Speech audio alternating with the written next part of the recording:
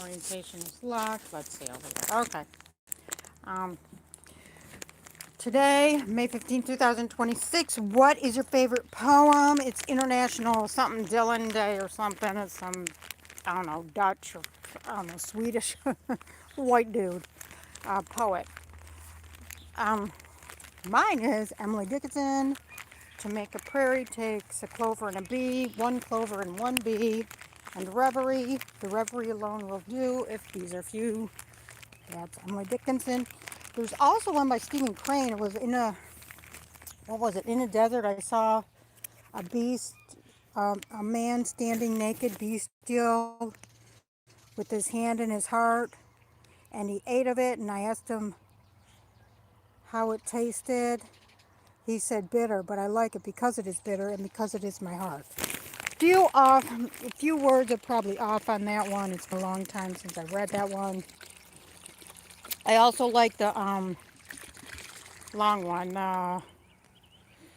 What was it? It's on the marge of Lake Labarge where I cremated. On the barge of Lake Labarge where I cremated Sam McGee. Cremation of Sam McGee. I like that one too.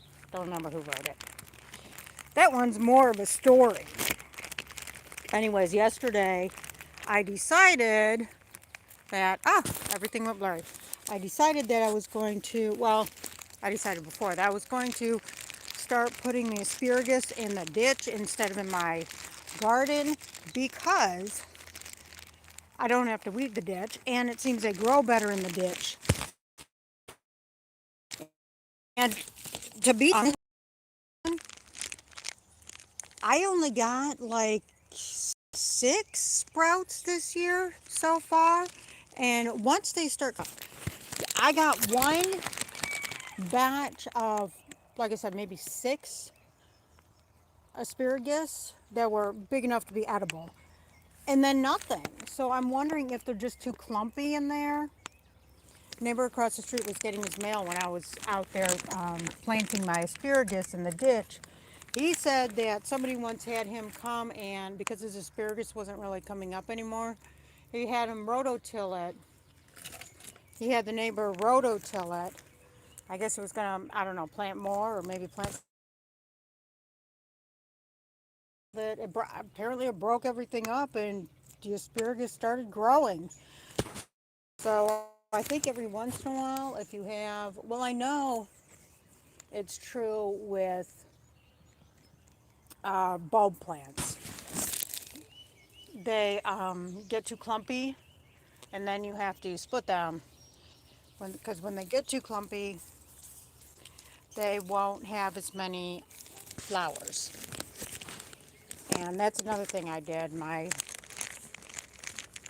bulbs, daffodils, I had I noticed the last couple of years that 2 or 3 years, that they weren't, um,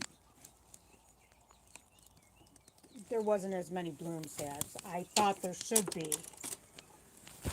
So I did split them.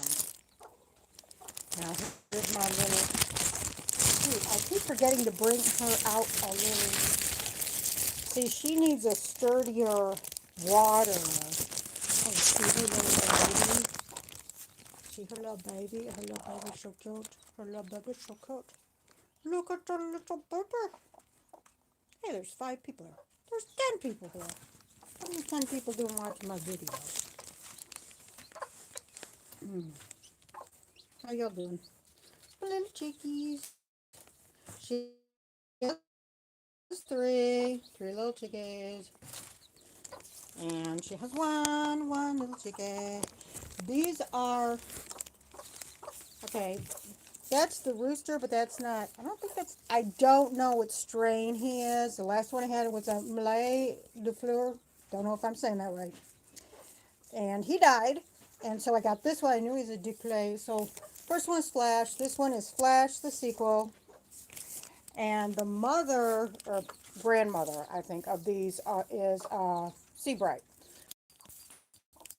Sorry about that, but I'm out in the shed and it's iffy here.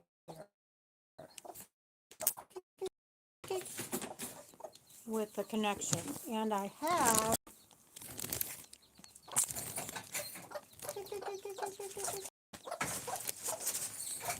other broody hens. I have three other broody hens, and I'll show you this mess. I've never seen this before. Let me show you. Flash says hi. That's them right there. My three hens all huddled up. I don't know how this is going to work out. There's 3 eggs in there. I've had it sometimes work out. I've had it sometimes not work out. One time there were 2 hens that went broody in this shed right next to each other, and I thought, oh, they'll be okay, because before that I've had them work, I've had ones that worked out. Sure enough, one of the hens started killing the chicks, and then I assumed that one was killing it because they were all just disappearing as soon as they hatched. And so I just stood by, and as they hatched, I would put them in an incubator. And I like them doing their natural thing, hatching them out and raising them. It's easier on me, but I just like watching. It's kind of fun. Is that a dead deer down there? Um, but sometimes it doesn't work out. So I don't know how this is going to work out. They insist on being together, and I tried putting them in a cage together so they wouldn't, at least I could keep an eye on them and they wouldn't be hogging all my eggs. But that didn't work out. They wouldn't sit on their eggs. There's my cat. Don't know which one that is. It's either Bobcat Barker or... No, that's Bobcat Barker. And so then I had to just let them go back in there. So anyways, question of the day. Yep. Who's your favorite? What's your favorite poem?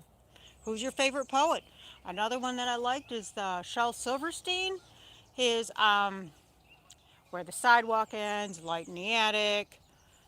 Them ones, Where the where is that? Where the Grass Grows, Where the Green Grass Grows. Can you make one like that? Anyways, thank you all for liking and sharing and whatever. And I hope you have a good. Oh, I'm not trying to monetize, so I don't feel obligated.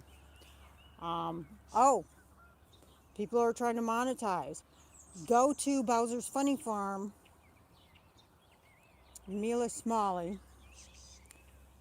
Bowser's Funny Farm. She has goats, chickens, ducks. Ducks? Does she have ducks? I don't think she does. Geese, cats, dogs. She has a pregnant goat that's supposed to be having the baby, I think, the beginning of next month. And something else I can't remember. And CJS chicks. She does daily shorts. Mostly it's egg gathering, but she has a lot of shorts that are very interesting to watch. Thank you for watching.